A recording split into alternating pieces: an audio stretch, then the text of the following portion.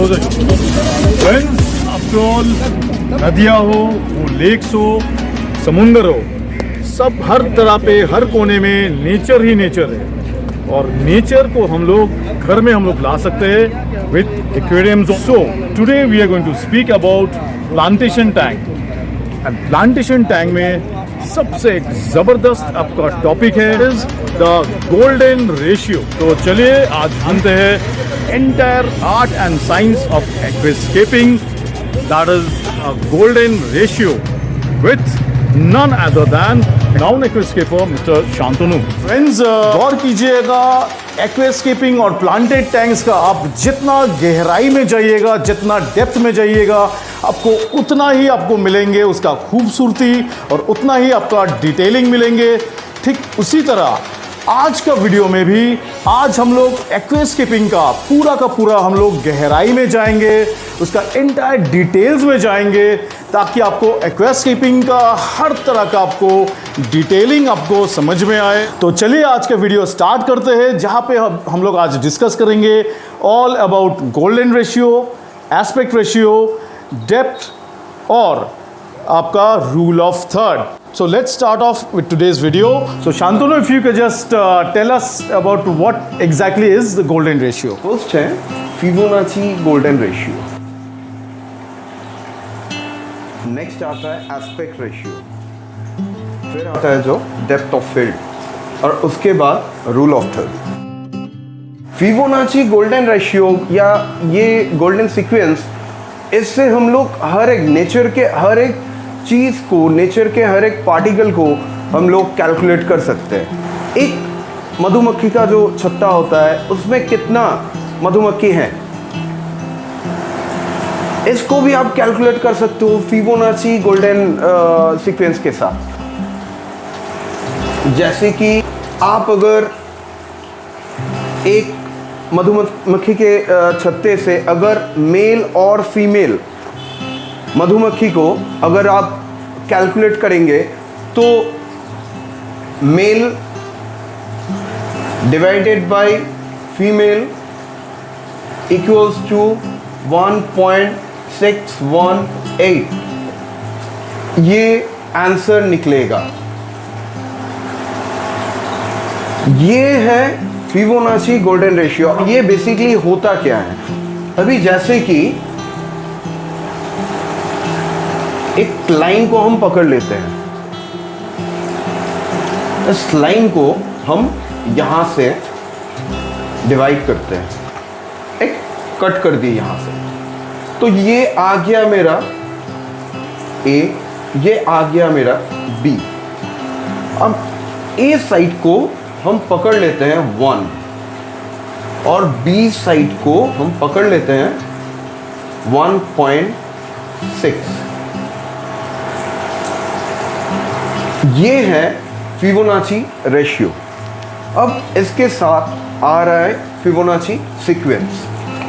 Sequence कैसा है, जैसे कि मान लीजिए 1 + 1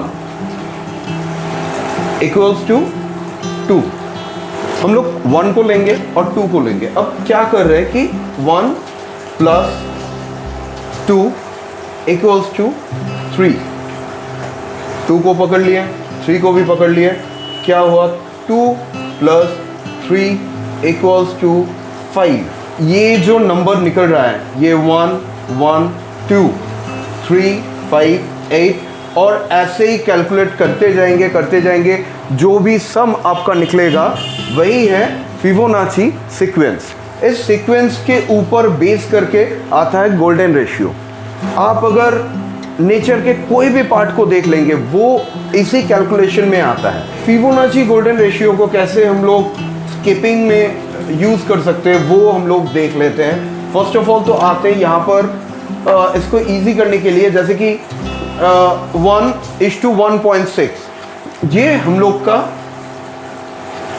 2 रेशियो निकला। अब इसको हम लोग कैसे एलेबोरेट करेंगे स्केपिंग में। अब पकड़ लीजिए कि एक टैंक हम लेते हैं, यहाँ पे एक टैंक लेते हैं,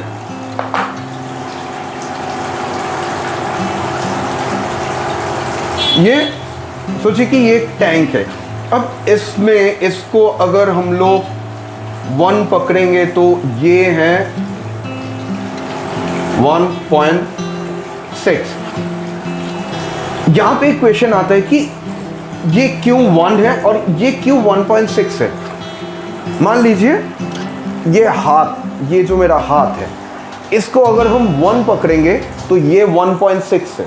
इस बॉक्स को भी हम डिवाइड करते हैं। ये जो डिवाइड किए, ये पार्ट भी 1 आ गया और ये पार्ट 1.6 आ गया। अब ये जो पार्ट है, ये जो 1 है, इस 1 को भी हम एक डिवाइड करते हैं। ये 1.6 आ गया और ये 1 आ गया फिर से। अब इसको भी हम डिवाइड करते हैं। ये फिर से 1.6 आ गया, ये 1 आ गया। इसको भी और एक डिवाइड करते हैं। यहाँ पर भी सेम, ये 1.6 है, ये 1 है। इसको भी हम डिवाइड कर देते हैं और फिर इसको भी। तो इससे क्या होता है, आप देखिए यहाँ पे कितना सारा सीक्वेंस निकल रहा है। ये जो है,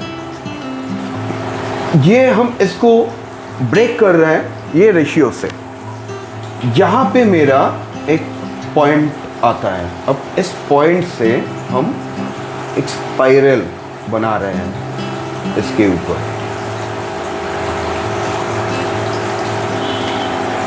ये जो स्पाइरल है, इसको कहा जाता है कि गोल्डन स्पाइरल। ये जो गोल्डन स्पाइरल है, इसके ऊपर बेस करके हम लोग को स्केप बनाना है। जैसे कि मान लीजिए ये आपका टैंक है, आप टैंक के ऊपर एक रेशियो ड्रॉ किए, एक ये स्पाइरल को आप ड्रॉ किए। अब मान लीजिए ये जो टैंक है, ये आपका 3 फीट बाई 1.5 फीट जो भी हो, हम यहाँ पे स्केप कर रहे हैं।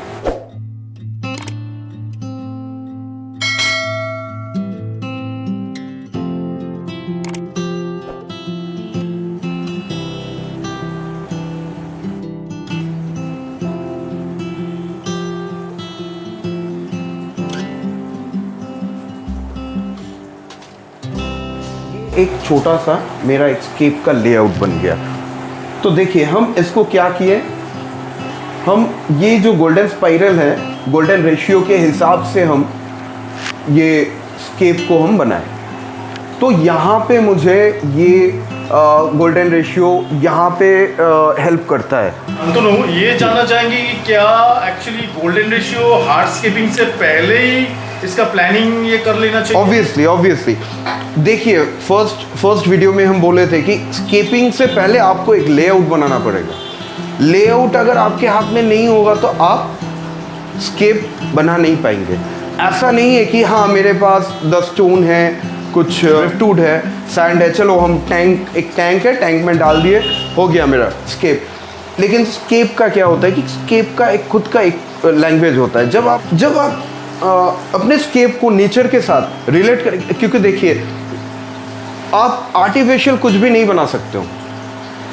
आर्टिफिशियल कोई भी स्केप अच्छा नहीं लगता है उतना, जब तक उसमें जान ना आए। जान कब आएगा? जब वो आप उसको नेचर के साथ रिलेट कर पाएंगे। तो नेचर के साथ रिलेट करने के लिए आपको इस रेशियो में इसको डालना पड़ेगा। नेक्स्ट है एस्पेक्ट रेशियो। इस नजरिए से दिखाएंगे वो होता है एस्पेक्ट रेशियो। लाइक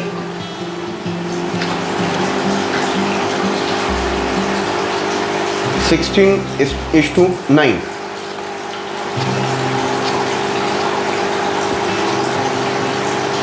4:3। ये दो रेशियो जो है इसको हम लोग फॉलो करते हैं हर एक चीज़ में। जैसे कि हम कोई पेंटिंग करेंगे तो पेंटिंग में भी हम इसको यूज़ कर सकते हैं, या फिर हम लोग मूवी देखते हैं तो नॉर्मली जो होता है कि जब वो पैनोरामा टीवी था या पहले ज़माने में जो होता था कि जब वो टीवी में एक स्क्वायर टाइप का एक फ्रेम होता था जहाँ ऐसा कुछ देखने में लगता था, और फिर आया 1080p, तो वो कुछ ऐसा फ्रेम में वो आता है। तो ये आ गया आपका 16:9 और ये आ गया आपका 4:3 रेशियो में। हम लोग जब कोई टैंक सिलेक्ट करते हैं तो फर्स्ट आता है कि स्केपिंग में टैंक कैसा हम लोग को सिलेक्ट करना चाहिए। तो टैंक का डायमेंशन आप मीन कर रहे हो? डायमेंशन तो हम जैसे कि एक 3 फीट का एक टैंक हम लेंगे, तो नॉर्मली प्लांटेड के लिए हम लोग जब सिलेक्ट करते हैं तो 3 फीट का टैंक हम लोग सिलेक्ट करते हैं 3 फीट बाई 1.5 फीट, और हम लोग ये 1 फीट भी हम लोग सिलेक्ट करते हैं। ऐसा नहीं होता है कि ये 3 फीट है और हम लोग सिलेक्ट कर रहे हैं, हाइट ले रहे हैं हम लोग 4 फीट का, ऐसा हम लोग नहीं करते हैं। कोई ऑडिटी होना नहीं चाहिए, राइट? एग्जैक्टली डिपेंड कर रहा है कि मेरा स्केप क्या होगा। हम लोग क्यूब में करते हैं, जैसे कि 1 फीट का हम लोग क्यूब ले लेते हैं या 2 फीट का क्यूब ले लेते हैं हम लोग। ये जो क्यूब है ये आता है आपका 4:3 रेशियो में, क्यूब में स्केप होगा। तो इसके लिए विजुअलाइजेशन दूसरा कुछ है, इसके लिए दूसरा कुछ है। 3 फीट का या 4 फीट लेंथ का टैंक जो आपका 16:9 में आता है, जो एस्पेक्ट रेशियो, वो इसका विजुअलाइजेशन कुछ अलग ही होता है। तो इसमें हम लोग क्या कर सकते हैं और इसमें हम लोग क्या कर सकते हैं, जैसे कि ये दो मेरे पास टैंक है। अब ये 16:9 में हम किस टाइप का स्केप कर सकते हैं, ये जो है हम लोग जो देखते हैं आंखों के सामने, हम लोग 16:9 में ही देखते हैं। तो नॉर्मली क्या होता है कि यहाँ पे बहुत ही वास्ट वाइड एंगल में मुझे एक फ्रेम मिल रहा है जिसमें हम लोग अच्छे से हम लोग इसको डिजाइन कर पाएंगे। मनमाफिक आप खेल सकते हो। एग्जैक्टली क्योंकि यहाँ पे मेरा स्पेस है बहुत, और ये डिपेंड कर रहा है कि मेरा स्केप क्या होगा, उसके ऊपर हम टैंक को सिलेक्ट करेंगे। नेक्स्ट है कि 4:3, जैसे कि क्यूब, ये यहाँ पे आपको थोड़ा क्लोज जो जैसे स्केप होता है, थोड़ा क्लोज स्केप आप यहाँ पे कर सकते हो। जैसे कि आप एक माउंटेन का, हाँ आप एक वर्टिकल टाइप का कोई भी आप यहाँ पे स्केप बना सकते हो। वो इसके लिए एकदम सही सिलेक्शन होगा, टैंक सिलेक्शन। आप यहाँ पे वर्टिकल नहीं कर पाएंगे क्योंकि यहाँ पे आप अप साइड पे आपको स्पेस नहीं मिलेगा। अच्छा शांतनु, एक मेरा सवाल मन में आ रहा है, दैट इज कि आप लोग जब स्कीपिंग करते हो तो नॉर्मली जो आपका मन में जो एक स्केप है या तो पिक्चर है या तो मन में जो आप विजुअलाइज किए हो, अकॉर्डिंग टू दैट आप फिर आपका टैंक बनाओगे कि कितना लंबा या तो कितना हाइट में या तो कितना चौड़ा, ना कि उल्टा कि आपका टैंक पहले आप लोग रेडी कर लेते हो और फिर अकॉर्डिंग टू दैट आप फिर आपका स्केपिंग, उसका पिक्चर या उसका विजुअलाइजेशन आप करते हो। देखिए ये डिपेंड कर रहा है कि कौन स्केप बना रहा है। अब ये मैन टू मैन वैरी करता है, तो दोनों तरह ही हो सकता है। हाँ दोनों तरह ही हो सकता है। जैसे कि हम जब स्केप करते हैं तो हम पहले स्केप क्या करेंगे उसको हम सोच लेते हैं कि हाँ मेरा जो स्केप है वो वर्टिकली जाएगा या हॉरिजॉन्टली जाएगा, ये हम पहले सोच लेते हैं। So according to that फिर आप टैंक, हाँ उसके हिसाब से हम टैंक बनाते हैं। रूल ऑफ थर्ड, आप लोग इसको देखे होंगे, जैसे कि मोबाइल में अभी ये मिलता है। मोबाइल में जब आप वीडियो या वो फोटो क्लिक करने के लिए जब आप कैमरा ओपन करते हो तो कैमरा में ये सेटिंग मिलता है, या फिर आप DSLR में भी आपको ये मिलेगा। ये हर एक जगह पे मिलता है। रूल ऑफ थर्ड हम लोग को क्यों चाहिए, इससे ये जो ग्रिड है इससे हम लोग सेट करते हैं कि हम लोग का स्केप कैसा होगा। हम लोग बेसिक रूल जो है रूल ऑफ थर्ड का, लेफ्ट या राइट कोई भी एक साइड को पकड़ के हम लोग को स्केप करना पड़ता है। जैसे कि हम सोचिए कि हम लेफ्ट साइड से, स्टार्टिंग हम मीन कर रहे हैं, हाँ स्केप का स्टार्टिंग। हाँ हाँ हाँ, ये एकदम स्टार्टिंग है। तो जैसे कि यहाँ पे मेरा एक बोनसाई है, हम यहाँ पे एक बोनसाई बना रहे हैं।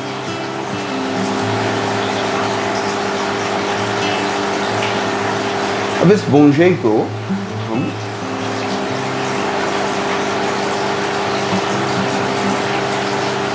ये मेरा एक स्केप हुआ, तो हम इसको क्या किए, हम इसको थर्ड ग्रिड में डालें। रूल ऑफ थर्ड से हम लोग को ये पता चलता है कि हम लोग जो स्केपिंग करेंगे वो हम लोग कहाँ पे करेंगे। ये एक मैप है, जैसे कि ये एक ग्रिड है, तो इस ग्रिड में हो सकता है कि हम लेफ्ट में रखेंगे स्केप को तो अच्छा रहेगा, या हम सेंटर में यहाँ पे रखेंगे तो ये ज़्यादा अच्छा लगेगा, या हम राइट साइड में इसको रखेंगे तो ये ज़्यादा अच्छा लगेगा। कौन से साइड में हम इसको रखेंगे, ये हम लोग को पता चलता है रूल ऑफ थर्ड। क्या ये सिर्फ स्टार्टिंग पॉइंट में ये काम लगता है, फिनिशिंग में या? ऑब्वियसली जब मेरा लेआउट बन रहा है तो ऑब्वियसली मेरा स्टार्ट टू एंड तक ये काम में आता है कि हम कहाँ से स्टार्ट कर रहे हैं, कहाँ पे एंड करेंगे। ये क्या हम मिड ग्रिड तक ही लाएंगे, या मेरा थर्ड लाइन में भी ये आएगा? नहीं, मेरा मिड ग्रिड तक ही आएगा, तो थर्ड लाइन मेरा ब्लैंक रहेगा। अब यहाँ पे जैसे कि मान लीजिए कि यहाँ पे हम ये एक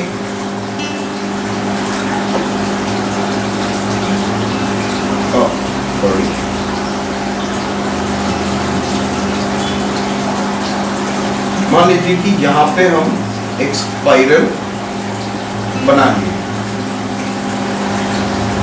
अब इससे मुझे पता चल रहा है कि हम मेरा जो स्केप है ये गोल्डन रेशियो के मुताबिक हम बना रहे हैं।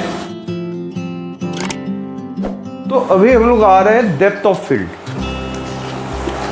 ये डेप्थ ऑफ फील्ड हम लोग जब टैंक सिलेक्ट करते हैं तब से ये ध्यान में रखना पड़ता है कि हम क्या स्केप करेंगे। प्लांटेड में जैसे कि डेप्थ बहुत ही ज़रूरी है। हम लोग करते हैं कि हाँ चलो मेरे पास एक 2 feet by 1 feet by 1 feet का एक टैंक है, उसमें हम स्केप करेंगे। तो 2 फीट बाई 1 फीट में आपका डेप्थ नहीं आ रहा है कि जब ये टैंक में प्रॉब्लम क्या है, कि जब हम एक स्केप बनाएंगे तो इसका जो डेप्थ है, ये जो डेप्थ है, ये डेप्थ नहीं मिलेगा। डेप्थ नहीं मिलेगा तो प्रॉब्लम क्या है कि हॉराइजन हम शो नहीं कर पाएंगे यहाँ पे। तो हॉराइजन अगर शो नहीं कर पाएंगे तो मेरा टैंक का फोकल पॉइंट स्टैब्लिशमेंट नहीं होगा। तो हम इसलिए क्या कर रहे हैं कि टैंक को सिलेक्ट क्या करेंगे, मेरा डेप्थ ज़्यादा होना चाहिए। कि ये मान लीजिए कि 2 फीट है, तो ये हम 1.5 फीट का लेंगे। तो इससे क्या होगा, मेरा टैंक का स्पेस ज़्यादा मिलेगा। तो मान लीजिए यहाँ पे एक ऑब्जेक्ट है और यहाँ पे मेरा एक ऑब्जेक्ट है, तो इन दोनों के बीच में एक हॉराइजन हम क्रिएट कर सकते हैं। ये दोनों मेरा फ्रंट में और बैक में मेरा ऑब्जेक्ट है, तो इसके बीच में एक हॉराइजन हम क्रिएट कर रहे हैं।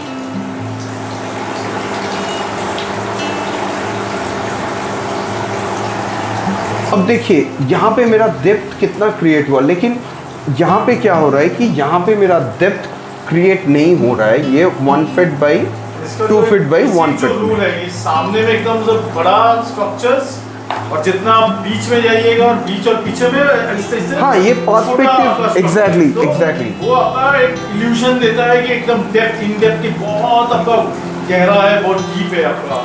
एग्जैक्टली अब मान लीजिए कि ये 1 फीट का है और यहाँ पे देखिए, यहाँ पे भी 1:1.6 के रेशियो से हम ये जो ऑब्जेक्ट है इसको हम प्लेस किए 1 2 3 1 2 3 4। यहाँ पे मेरा फोकल पॉइंट जनरेट हो रहा है। तो ये जो है ये आपका लग रहा है कि बहुत ये एक इल्यूजन क्रिएट कर रहे हैं। अब यहाँ पे हम ये एक ऑब्जेक्ट यहाँ पर भी दिए और ये क्या हो रहा है कि यहाँ पे मेरा जो स्पेस है ये स्पेस मेरा घट गया। तो ये जो इल्यूजन है यहाँ पे हम इल्यूजन को क्रिएट नहीं कर पा रहे। ये जो इल्यूजन है ये स्पेस मेरा घट गया। तो ये जो हॉराइजन है इस हॉराइजन को हम क्रिएट नहीं कर पा रहे। यहाँ पे मेरा हॉराइजन क्रिएट हो रहा है, यहाँ पे मेरा हॉराइजन क्रिएट नहीं हो रहा है।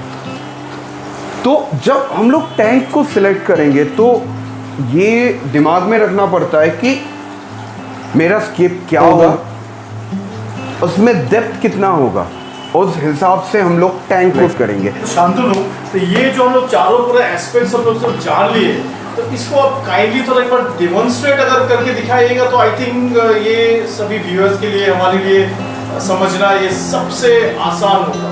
तो can you kindly do it for us? या sure. Proper depth of field के हिसाब से नहीं जा रहे हैं क्योंकि इसका डेप्थ बहुत ही कम है, इसका हाइट बहुत ही ज़्यादा है। ये इसका एस्पेक्ट रेशियो पकड़ लेते हैं, ये 4:3 एस्पेक्ट रेशियो में ये टैंक आ रहा है। डेप्थ बहुत ही कम है। ये गोल्डन रेशियो अगर ले लेते हैं तो गोल्डन रेशियो के हिसाब से ये 1 आ गया। तो ये 1 आ गया तो इसको बैलेंस करना पड़ेगा।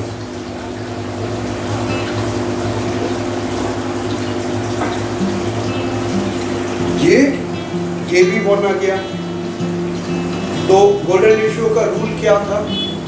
1:1.6। तो अब इसको हमको बैलेंस करना पड़ेगा। ये और एक स्टोन यहाँ पे डाल रहे हैं।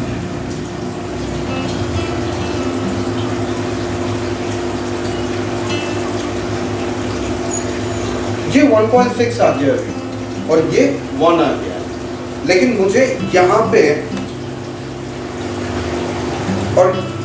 पे और भी स्टोन मुझे ऐड करना है।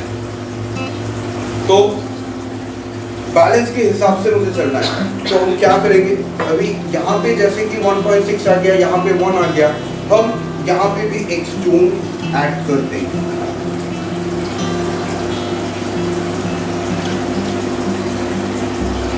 अब ये हो गया कि ये 1.6, ये भी 1.6 आ गया। तो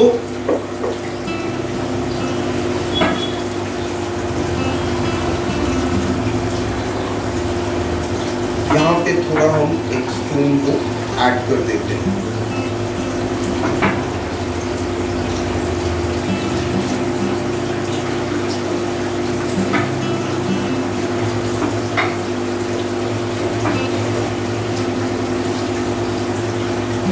तो अभी क्या हुआ, ये 1.6 है, ये 1 है।